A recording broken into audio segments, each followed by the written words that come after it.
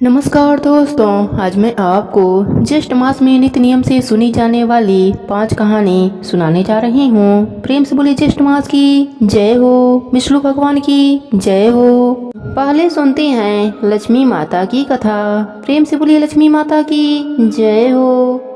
एक सेठ जी थे। उनके घर पीढ़ियों से धन ऐश्वर्य प्रचुर मात्रा में था। वह अथाह धन के स्वामी थे, परंतु लक्ष्मी जी का स्वरूप तो चंचल है, आज यहाँ तो कल वहाँ। जब उनका मन सेठ जी के घर से भर गया तो वह किसी दूसरे के घर जाने के लिए ललायित हो गईं। एक रात लक्ष्मी जी सेठ जी के सपने में आती हैं। सेठ जी ने देखा लाल वस्त्रों में सजी धजी सुंदर स्त्री उनके घर से निकलकर बाहर जा रही हैं। सेठ जी उनसे पूछते हैं, हे देवी, आप कौन हैं? मेरे घर आप कब आईं? और अब हमारा घर छोड़कर कहाँ जा रही हैं? माता बोली, मैं तुम्हारे घर की वैभव लक्ष्मी हूँ। कई पीढ़ियों से मैं तुम्हारे घर में निवास कर रही थी, परंतु अब मेरा यहाँ से मन उब गया है। अब मेरा यहाँ समय समाप्त हो गया है, इसलिए मैं यह घर छोड़कर जा रही हूँ। परंतु मैं तुम पर अत्यंत ही प्रसन्न हूँ, क्योंकि मैं जितने समय तुम्हारे पास रही हूँ तुमने सदा सदुपयोग किया। संतों को घर में आमंत्रित किया, उनकी सेवा करी, गरीबों को भोजन कराया, धर्मार्थ कुएं बनवाए, गौशाला व प्याऊ बनवाया, कुंवारी कन्याओं के तुमने विवाह करवाए तथा तुम कथा भागवत यज्ञ कराते रहते थे। साथ ही अतिथियों का आदर सत्कार भी करते थे, इसलिए मैं तुमसे इतनी प्रसन्न हूँ। अब जाते समय मैं तुम्हें वरदान देना चाहती हूँ, तुम जो चाहो मुझसे मांग लो। अब सेठ जी सोचते हैं कि मैं अकेला क्या वरदान मांगूं, मेरी 4 बहुएं हैं, मैं उनसे पूछकर वरदान मांग लूंगा। एक दिन का माता रानी से समय ले लेता हूँ। तब सेठ जी लक्ष्मी माता से बोले, माता, मेरी 4 बहुएं हैं, मैं उनसे सलाह मशवरा लेकर आपको बताऊंगा कि मुझे क्या वर चाहिए। लक्ष्मी माता बोली, ठीक है, मैं कल फिर आ जाऊंगी, तब तुम मुझसे अपना वर मांग लेना। ऐसा कहकर माता अंतर्ध्यान हो गईं। अब सेठ जी ने सुबह उठते ही चारों बहुओं को बुलाया और उनसे अपने सपने के बारे में बताया और उनसे सलाह मांगी। सेठ जी की सबसे बड़ी बहू बोली, आप माता रानी से सारा गोदाम अनाज से भरवा लो, ताकि हमें खाने की कभी कमी न हो। सेठ ने दूसरी बहू से पूछा तो वह बोली, पिताजी, इतने अनाज रहेंगे तो उसमें कीड़े लग जाएंगे, अनाज खराब हो जाएंगे, तो पिताजी आप माता रानी से सोने चांदी से तिजोरियां भरवा लो। सेठ जी सोच में पड़ गए। तब तीसरी बहू से पूछा तो वह बोली, पिताजी, आप तो हम चारों के लिए धन से भरा 4 महल मांग लो, खूब पैसा होगा, आने वाली पीढ़ियों के पास भी कभी कमी नहीं होगी। सेठ जी सोच में पड़ जाते हैं। तब उन्होंने अपने छोटी बहू से पूछा। वह थोड़े मध्यवर्गीय परिवार से थी, पर वह धार्मिक प्रवृत्ति की थी। वह बोली, पिताजी, लक्ष्मी माता को अगर जाना है तो वह जाएंगी, फिर धन संपत्ति कुछ भी नहीं टिकेगा, और अगर टिक भी गया तो हमारी आने वाली पीढ़ियां उसे देखकर आलसी और अहंकारी हो जाएंगी। इसलिए पिताजी, आप लक्ष्मी माता से कहें कि अगर वह जाना चाहती हैं तो अवश्य जाएं, किंतु हमें यह वरदान दे कि हमारे घर में सज्जनों की सेवा पूजा होती रहे, हरि कथा होती रहे, मेहमान आए तो उनका आदर सत्कार हम करते रहें और परिवार के सभी सदस्यों के बीच प्रेम भाव बना रहे, क्योंकि अगर प्रेम होगा तो कोई तकलीफ भी होगी तो सब मिलकर उसे काट लेंगे। सेठ जी को छोटी बहू की बात समझ में आ गई। वह खुशी खुशी रात होने का इंतजार करने लगे। रात हो गई। माता रानी फिर से सेठ जी के सपने में आती हैं और सेठ जी से पूछती हैं, तुमने अपने बहुओं से सलाह मशवरा कर लिया, बोलो तुम्हें क्या चाहिए। सेठ जी बोलते हैं, हे माते, यदि आपको जाना है तो प्रसन्न होकर जाइए, परंतु मुझे यह वरदान दीजिए कि मेरे घर में सदैव हरि कीर्तन होता रहे, संतों की सेवा होती रहे, अतिथियों का आदर सत्कार होता रहे, परिवार के सदस्यों में परस्पर प्रेम बना रहे। यह सुनकर माता चौंक जाती हैं और कहती हैं, यह तुमने क्या मांग लिया? जिस घर में हरि कथा होगी और संतों की सेवा होगी वहाँ तो साक्षात नारायण निवास करते हैं, और जहाँ नारायण वास करते हैं वहाँ तो मेरा निवास होता ही है। यह वरदान मांगकर तुमने मुझे हमेशा के लिए तुम्हारे घर में रहने के लिए विवश कर दिया। ऐसा कहकर लक्ष्मी जी सेठ जी के घर में फिर से अस्थायी निवास करने लगी। हे लक्ष्मी माता, जैसे आपने सेठ के घर में हमेशा के लिए विराजमान हो गईं, उसी प्रकार इस कहानी को सुनने वालों के घरों में भी निवास करना।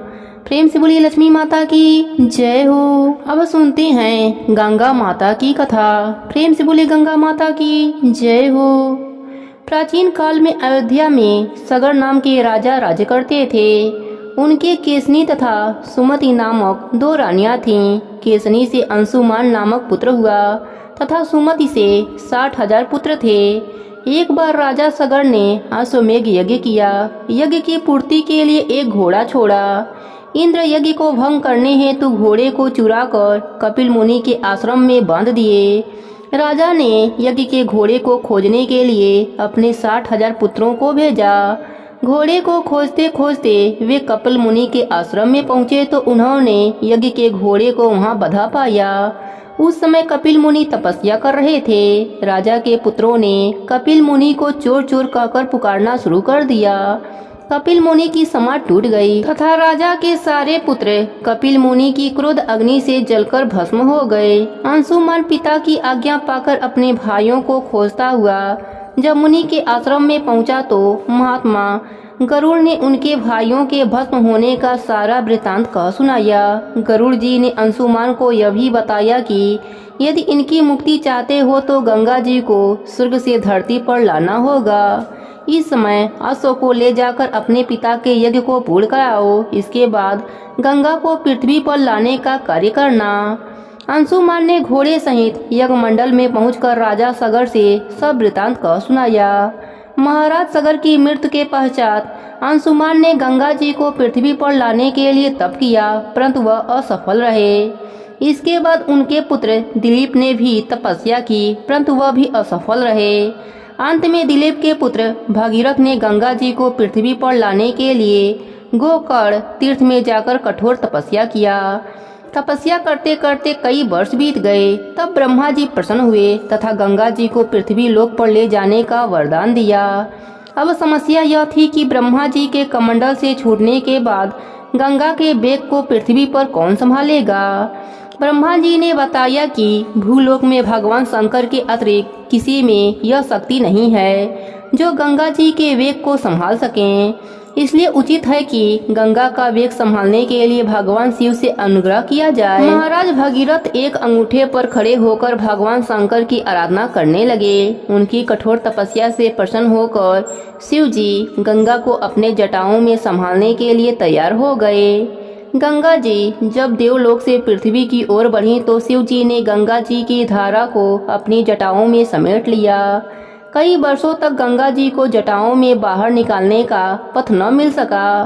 भागीरथ के पुनः अनुनय विनय करने पर शिव जी गंगा जी को अपनी जटाओं से मुक्त करने के लिए तैयार हुए। इस प्रकार शिव जी की जटाओं से छूटकर गंगा जी हिमालय की घाटियों में कलकल निनाद करके मैदान की ओर बढ़ी। जिस रास्ते से गंगा जी जा रही थीं, उसी मार्ग में ऋषि जन्नू का आश्रम था। तपस्या में विघ्न समझकर वे गंगा जी को पी गए।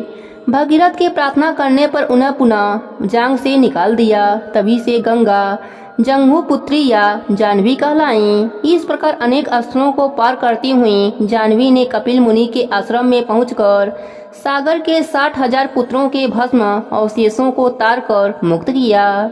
उसी समय ब्रह्मा जी ने प्रकट होकर भगीरथ के कठिन तप तथा सगर के 60,000 पुत्रों के अमर होने का वर दिया तथा घोषित किया कि तुम्हारे नाम पर गंगा जी का नाम भगीरथ होगा। अब तुम जाकर अयोध्या का राज संभालो। ऐसा कहकर ब्रह्मा जी अंतर ध्यान हो गए। गंगा माता की पावन कथा सुनने से गंगा स्नान का फल प्राप्त हो जाता है। प्रेम से बोलिए गंगा माता की जय हो।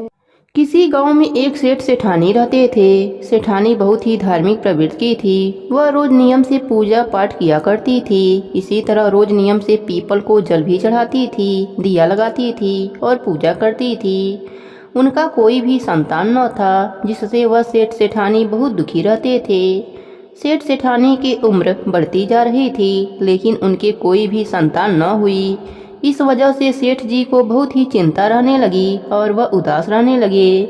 जब सेठानी ने सेठ जी को उदास देखा तो उन्होंने एक उपाय सोचा। सेठानी ने एक दाई को बुलाया और दाई से कहा कि तुम सेठ जी से कह देना कि मैं माँ बनने वाली हूँ। वह यह बात सबको बता दें। जब 6 महीने पूरे हो गए तो उसने गोद भराई का कार्यक्रम रखा और पूरे गांव को बुलाया। सेठानी ने दाई से कहला रखा था कि जब किसी के यहाँ बच्चा हो तो उसे थोड़ी देर के लिए मेरे वहाँ आकर रुला देना, मैं तुझे बहुत पैसा दूंगी। तो दाई यह सब मान जाती है। जब 9वां महीना पूरा होता है तो एक दिन दाई ने किसी के यहाँ से बच्चा लाकर, जो अभी हुआ था, सेठ जी के यहाँ रुला दिया और सबको उसकी आवाज़ सुना दी। उसके बाद पूरे गांव में यह कह दिया कि सेठानी का बेटा हुआ है। अब बच्चे के जन्म की 1.25 महीने होते ही सेठानी ने जलवा चूड़े का कार्यक्रम रखवाया और उसने बच्चे के स्थान पर कटार को रखा। जब सबने पूछा तो कहा कि कुंवर सा को नजर लग जाएगी, इसलिए वह अभी बाहर नहीं निकालेगी, वह किसी को भी अपना बच्चा नहीं दिखाएगी। 5-6 साल बीत जाती हैं, लेकिन सेठानी के बेटे को आज तक किसी ने नहीं देखा। सेठानी बोलती है कि मेरा बेटा भी अब काशी पढ़ने जाएगा। तो इस बात पर सेठ जी सेठानी से पूछते हैं कि मैंने स्वयं तेरे बेटे को आज तक नहीं देखा तो इसे काशी कैसे भेजेगी। तो सेठानी सेठ जी से कहती है, जैसे मैं कह रही हूँ वैसा ही कीजिए। सेठानी ने अपने बेटे को काशी पढ़ने के लिए भेज दिया और यह बात सबको बता दी। इस तरह समय बीतने लगा। एक दिन सेठानी ने सेठ जी से कहा कि मेरा बेटा 11 वर्ष का हो गया है, अब उसकी शादी करवा देनी चाहिए। आप एक सुंदर सुशील कन्या खोजकर उसकी शादी करवा दो। तब सेठ जी सेठानी जी से कहते हैं कि क्यों मेरे बुढ़ापे में धूल झोंक रही है। जिस बेटे को मैंने भी आज तक नहीं देखा तो उसकी शादी कैसे करवाऊंगा। तब सेठानी कहती है, आप तो कन्या ढूंढो, मेरा बेटा भी आ जाएगा। तब सेठ जी कन्या ढूंढने निकल जाते हैं। वह चलते चलते एक गांव में पहुंचते हैं। वहां कुछ लड़कियां खेल रही थीं। शाम होने वाली थी तो सब लड़कियां अपने अपने घर जाने लगी। एक लड़की जो सेठ जी को सुशील व समझदार लगी, सेठ जी उसके पीछे पीछे चल दिए और उसके घर पहुंचकर उसके पिताजी से शादी की बात करी और सेठ जी ने अपने बेटे की शादी तय कर दी। जब शादी की रस्में शुरू हुई, सगाई में भी सेठानी बहाना बना देती है कि अभी उनका बेटा काशी से नहीं आ पाया है, इसलिए वह कटार के साथ सगाई की रस्म करा दी जाती है। इसी तरह सेठानी शादी में भी कटार के साथ ही फेरे करवा देती है। अब नई बहू ससुराल में आ जाती है। एक दिन सेठानी की पड़ोसन उसको ताना मारती है, खंडिया की बहू। तब बहू पड़ोसन से पूछती है कि आपने ऐसा क्यों कहा। तब पड़ोसन कहती है कि तूने आज तक अपने पति को देखा है। तब बहू मना कर देती है। तब पड़ोसन बहू को सारी बात बताती है। बहू सास के पास आती है और अपने सास से पूछती है कि मेरे पति कहाँ हैं, वह कब आएंगे। सास पड़ोसन से बात करना मना कर देती है। अब सास दिन में मंदिर भजन कीर्तन में जाती तो बहू का मन लगा रहे, इसलिए उसको 7 कोठों की चाबी दे जाती है, जिससे कि वह पड़ोसन के पास न जाए और कोई पड़ोसी उसे न बता दे।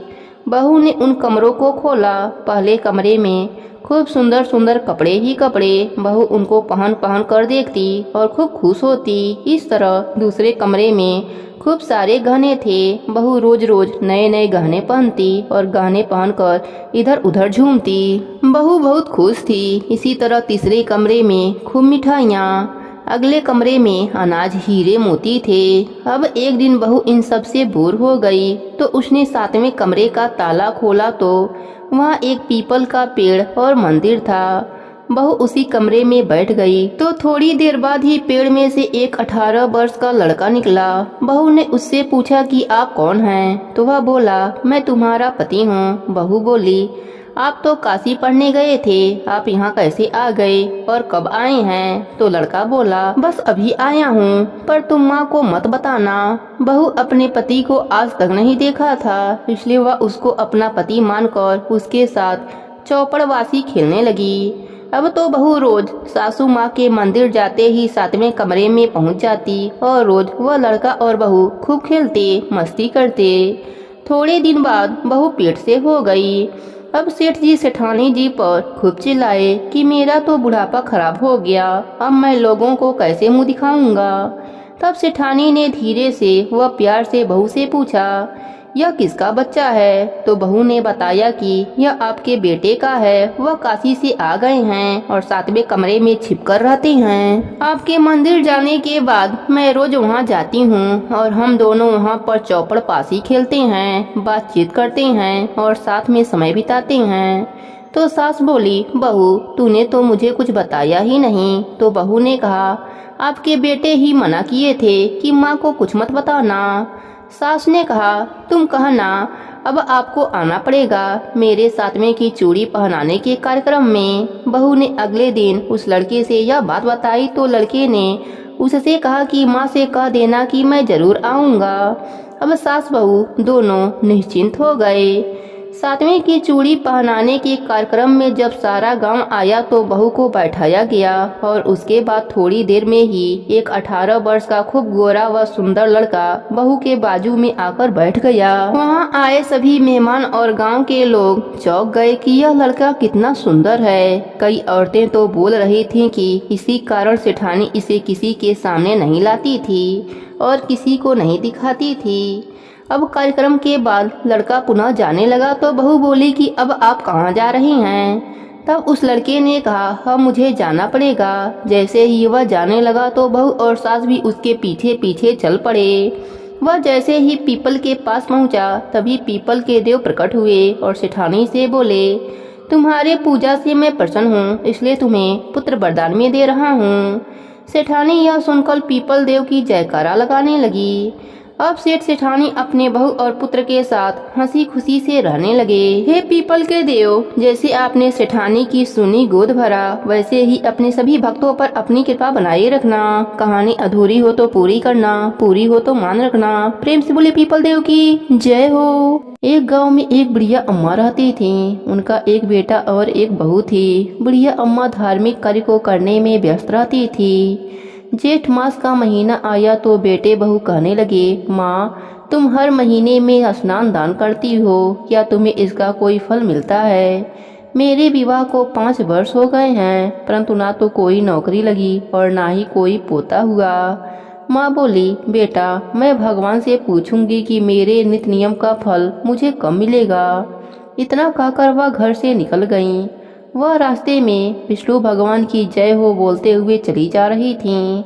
रास्ते में उन्हें एक आदमी मिला जिसे कोढ़ की बीमारी थी। वह बोला, माई आप कहाँ जा रही हो? बुढ़िया अम्मा ने कहा, भाई मैंने अपने जीवन काल में हर मास स्नान दान व्रत किया है, लेकिन मेरे बेटे बहू कहते हैं कि इसका कोई भी पुण्य नहीं मिला, इसलिए भगवान से मिलकर यह पूछूंगी कि मुझे इसका फल कब मिलेगा। तब कोढ़ी बोला, माई यदि भगवान मिले तो तुम मेरे भी दुख का निवारण पूछ लेना। जब मैं 13 वर्ष का था तभी से मुझे कोढ़ है, यह सजा मुझे किस कार्य से मिल रहा है?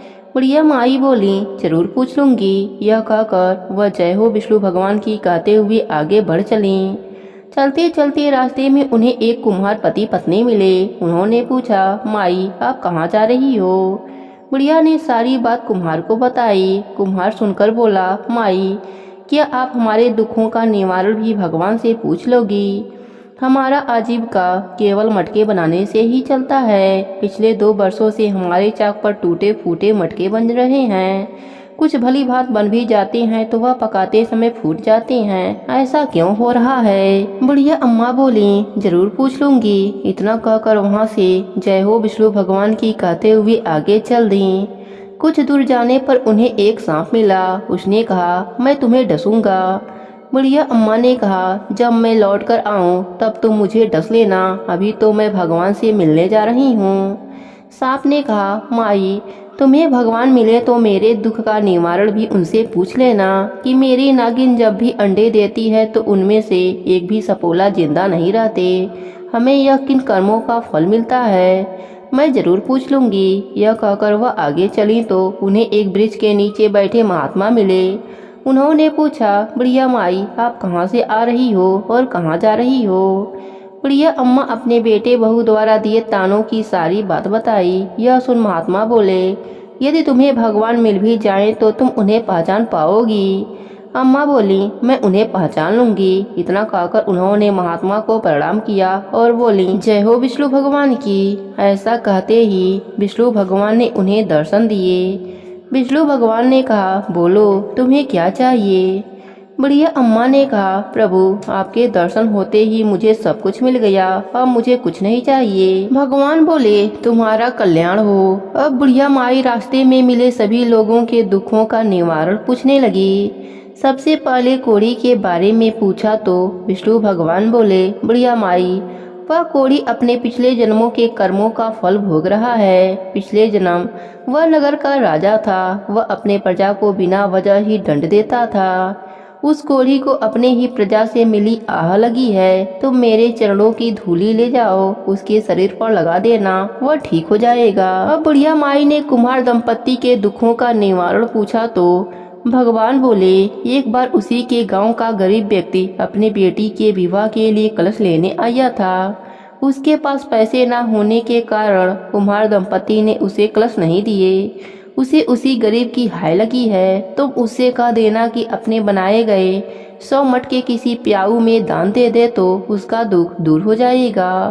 अब बुढ़िया माई ने नाग के दुख का कारण पूछा। विष्णु भगवान बोले, उस नाग ने एक बार किसी गर्भवती स्त्री को डस लिया था। वह स्त्री अपने गर्भस्थ बच्चे के साथ मर गई।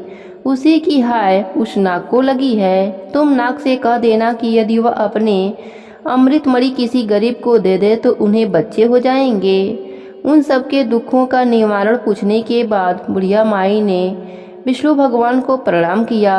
भगवान अंतर ध्यान हो गए। अपने साड़ी की पल्लों में बुढ़िया माई ने भगवान के चरणों की धूल को बांधकर फिर से घर की ओर चल दी। सबसे पहले वह सांप से मिली। सांप ने कहा, क्या हुआ बुढ़िया माई, भगवान के दर्शन हुए, मेरे दुखों का निवारण पूछा। बुढ़िया माई ने उसे सारी बात बताई। उसने कहा, माई गरीब आदमी कहाँ से खोजूंगा, मेरी मणि तुम ही रख लो, क्योंकि मेरे पास तो डर के मारे कोई नहीं आता है।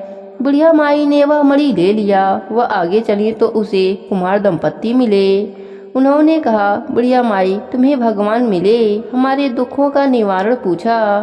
बुढ़िया माई ने उन्हें सारी बात बताई। दोनों कुम्हार पति पत्नी बोले, माई हम आज ही प्याऊ में 100 मटके दान करेंगे। अब बुढ़िया माई अपने घर की ओर चलने लगी। रास्ते में उन्हें वही कोढ़ी मिला। उसने कहा, माई भगवान के दर्शन हुए, मेरे दुखों का निवारण पूछा। बुढ़िया अम्मा ने उसे सारी बात बताई। फिर साड़ी के पल्लों से विष्णु भगवान के चरण की मिट्टी उसके शरीर पर लगाया। थोड़ी चरण धूल अपने बेटे बहू के लिए रखी। भगवान के चरणों की धूल लगाते ही उसका कोढ़ ठीक हो गया। खुश होकर उसने बुढ़िया अम्मा को बहुत सारा धन दिया। धन और अमृतमणि लेकर अपने घर पहुंची तो उन्होंने देखा उसका छोटा सा घर बहुत बड़ा बन गया है। घर में अन्य धन का भंडार भर गया है। बेटे बहू माँ को देखकर उनके चरणों में गिर गए।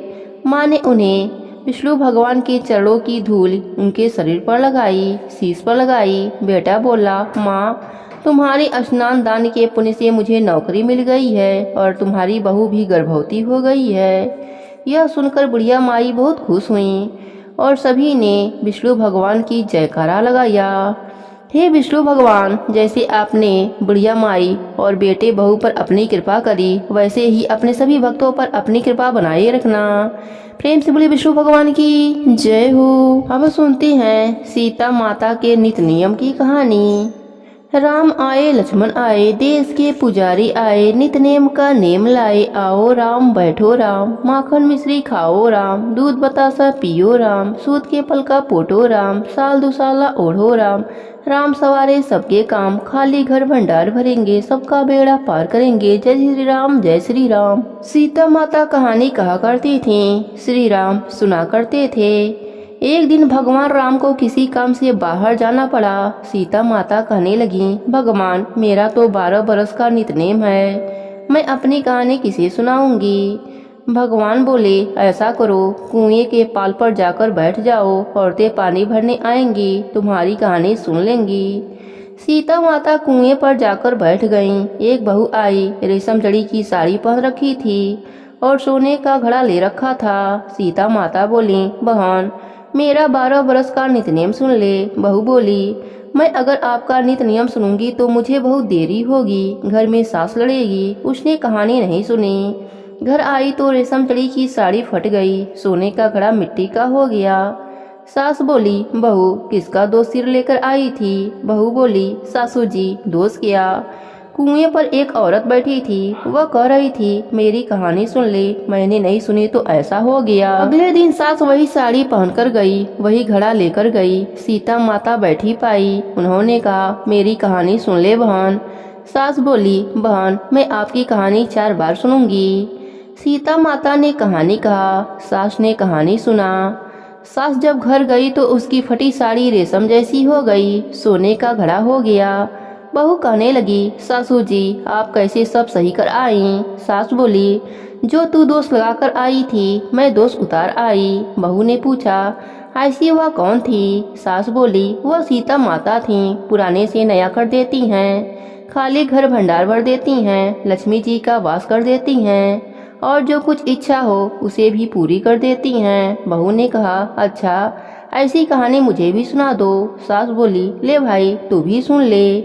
राम आए लक्ष्मण आए, देश के पुजारी आए, नित नेम का नेम लाए। आओ राम बैठो राम, माखन मिश्री खाओ राम, दूध बतासा पियो राम, सूत के पल का पोटो राम, साल दुसाला ओढ़ो राम, राम सवारे सबके काम, खाली घर भंडार भरेंगे, सबका बेड़ा पार करेंगे, जय श्री राम जय श्री राम। बहू कहने लगी, सासू जी कहानी तो बहुत अच्छी है। सास बोली, बहू रोज कह लिया करेंगे। एक दिन उनकी पड़ोसन आई, बोली, बहन जरा आँच दे दे। सास कहने लगी, अभी हमने आँच नहीं जलाई। वह बोली, तू 4 बजे से उठकर क्या कर रही हो? वह दोनों बोली, हम नहाए धोए पूजा पाठ करें और सीता माता की कहानी कह रहे हैं। वह बोली, इससे क्या होता है? वह दोनों बोली, सीता माता की कहानी कहने से अटूट भंडार भरते हैं, सारे कार्य सिद्ध हो जाते हैं। पड़ोसन बोली, ऐसी कहानी तो मुझे भी सुना दो। वह बोली, ले भाई तू भी सुन ले। राम आए लक्ष्मण आए, देश के पुजारी आए, नित नेम का नेम लाए। आओ राम बैठो राम, माखन मिश्री खाओ राम, दूध बतासा पियो राम, सूत के पल का पोटो राम, साल दुसाला ओढ़ो राम, राम सवारे सबके काम, खाली घर भंडार भरेंगे, सबका बेड़ा पार करेंगे, जय श्री राम जय श्री राम। पड़ोसन कहने लगी, बहन कहानी तो मुझे बहुत अच्छी लगी। अब पड़ोसन भी नित नियम सीता माता की कहानी कहने लगी। सीता माता ने उसका भी भंडारा भर दिया। हे मेरी सीता माता, जैसे उन सबके भंडारे भरे मेरी भी भरियो, लक्ष्मी जी का वास हो, अन्नपूर्णा का वास हो। प्रेम से बोले सीता माता की जय हो, राम जी की जय हो। अब सुनते हैं लक्ष्मी माता की कृपा की कहानी। बहुत पुरानी बात है, एक गांव में ब्राह्मण और ब्राह्मणी रहते थे। दोनों ने घर के मंदिर में गणेश भगवान और लक्ष्मी जी को बैठा रखा था। ब्राह्मण नित्य प्रति उनकी सेवा किया करता, पूजा पाठ किया करता। ब्राह्मणी भी भोजन बनाती, भोग लगाती। उनके यहाँ बस एक ही कमी थी, दोनों आपस में छोटी छोटी बात को लेकर झगड़ते रहते थे। ब्राह्मणी भोजन बनाती तो ब्राह्मण को कहती भोग लगा दो, ब्राह्मण कहता तू लगा दे, मैंने पूजा कर दी है। सुलाने का समय होता, आरती का समय होता तो वह कहता तू कर दे, वह कहती आप कर दो, परंतु नोक झोंक के साथ दोनों कर लेते थे। एक दिन ब्राह्मणी ने भोजन बनाया और ब्राह्मण को कहा भोग लगा दीजिए। इस बात से दोनों में नोक झोंक शुरू हो गया। गणेश जी लक्ष्मी जी से बोले, यह दोनों तो लड़ते बहुत हैं, हम किसी और के घर जाकर आसन ग्रहण करते हैं। दोनों जन चल पड़े। कुछ दूरी पर एक घर में पहुँचे तो देखा देवरानी और जेठानी आपस में लड़ रही हैं। घर का आंगन गंदा पड़ा है, जूठे बर्तन इधर उधर बिखरे पड़े हैं, भोजन पानी की कोई व्यवस्था नहीं है। लक्ष्मी जी बोली, यहाँ तो मैं बिल्कुल भी नहीं रहूंगी। दूसरे घर गए, बहू अपने सास से लड़ रही है, चौका बर्तन सब वैसा ही पड़ा है, भोजन पानी का कहीं कोई नामो निशान नहीं है। तीसरे घर गए, वहाँ भी लड़ाई ऐसे, जहाँ जाते कुछ ना कुछ उन्हें मिल जाता। लक्ष्मी जी बोले, गणेश जी घूमते घूमते काफी समय बीत गया, कहीं भोजन पानी नहीं मिला, चलो ब्राह्मणी के घर वापस चलते हैं। दोनों जन चल पड़े। घर के बाहर पहुँचे, अंदर से पकवानों का खुशबू आ रहा था। द्वार खटखटाया, अंदर से ब्राह्मणी बोली, मैं नहीं खोलती द्वार, पहले तो आप चले गए, अब क्यों आए हैं? वे बोले, ब्राह्मणी अब नहीं जाएंगे। ब्राह्मणी बहुत होशियार थी, बोली मैं नहीं मानती, आप दोबारा नहीं जाओगे, आप मुझे वचन दीजिए, तभी मैं द्वार खोलूंगी। लक्ष्मी जी बोली मांग, क्या मांगती है? ब्राह्मणी ने कहा अन्न दो, धन दो, लक्ष्मी दो, दूध कड़ावन दो, पूत पालन दो, सोने का आहार दो, कुल की आई बहू दो, हाथी घोड़ा दो, लाव लश्कर दो, 12 बरस की मेरी काया हो जाए और 16 बरस की मेरे ब्राह्मण की काया हो जाए, ऐसा वचन दो। लक्ष्मी जी बोली जा ब्राह्मणी, तुझे यह सब प्राप्त होगा। ब्राह्मणी ने द्वार खोला। गणेश जी लक्ष्मी जी ने भीतर प्रवेश किया और ब्राह्मणी से कहा तुमने मुझे ठग लिया, पर जा तुझे सब मिलेगा। एक बात याद रखना कि दिवाली के रात को अपने आंगन में पूजन कर चौमुखी दिया पूरी रात जलाना। मैं तेरे साथ पीढ़ियों तक विराजमान रहूंगी। और यह कहकर गणेश जी लक्ष्मी जी ब्राह्मण के घर में विराजमान हो गए और गणेश जी लक्ष्मी जी की कृपा से ब्राह्मणी के घर नवनित्य 12 सिद्ध हो गई, यानी कि ब्राह्मणी के घर सुख समृद्धि के भंडार भर गए। हे गणेश जी, हे लक्ष्मी माता, जैसी कृपा आपने ब्राह्मण और ब्राह्मणी पर करी वैसे ही सब पर करना। इस कथा को सुनाने वालों के भंडार भरे रखना। प्रेम से बोले लक्ष्मी माता की जय हो, गणेश भगवान की जय हो।